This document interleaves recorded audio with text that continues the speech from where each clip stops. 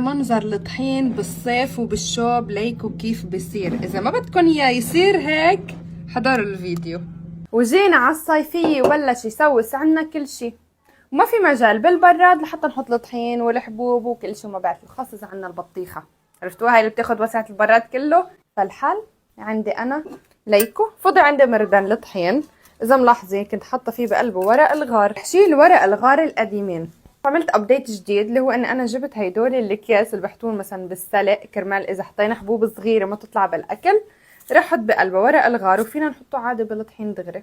زيد عليهم حبوب القرنفل، فينا نحطهم كمان دغري بالطحين، بس بدنا ننخل الطحين كرمال ما يطلعوا بالاكل. رح حطهم بقرد المردان وفضي فوقه الطحين. هل هيدي الطريقه ما حيسوس عنده الطحين بعد اليوم. وزياده من فوق كمان ورقتين غار وعلى الرف، وما حدا يقول لي بهيدي الطريقه بيسوس.